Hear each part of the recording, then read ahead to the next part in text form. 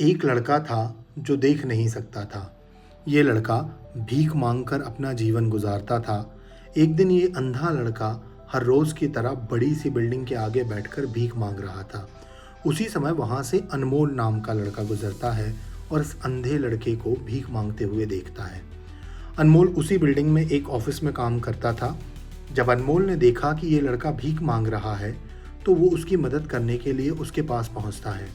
अनमोल वहां जाकर देखता है कि इस लड़के के पास एक डिब्बा है और उस डिब्बे में थोड़े सिक्के भी हैं। कुछ लोग आते हैं, इस लड़के को पैसे देते हैं और कुछ लोग बस देखकर ही चले जाते हैं। अनमोल ने यह भी देखा कि इस लड़के के पीछे एक बोर्ड लगा हुआ था जिस पर लिखा था कि मैं एक अंधा लड़का हूँ, मेरी मदद कीजिए। ये देखकर अनमोल अब ये सोचने लगा कि दुनिया में भी बड़े कमाल के लोग हैं। जिसे मदद की ज़रूरत है उसकी कोई मदद नहीं करता। उस बोर्ड पर जो भी लिखा था उसे वो मिटा देता है और उसकी जगह पर कुछ और लिख देता है। अब अनमोल कुछ पैसे उस डिब्बे में रखता है और ऑफिस की ओर बढ़ता है।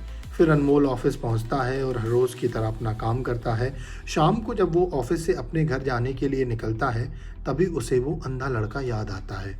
वो ये सोचता है कि एक बार घर जाने से पहले उस लड़के को देख लूँ, मेरे लिखने की वजह से उसके जीवन में कोई बदलाव आया है या नहीं।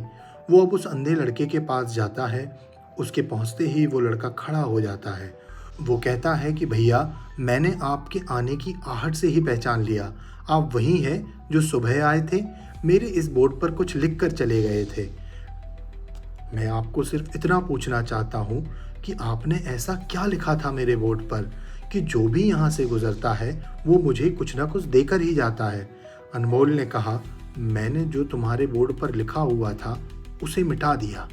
तुम्हारे बोर्ड पर लिखा हुआ था कि मैं एक अंधा लड़का हूँ, मेरी मदद कीजिए।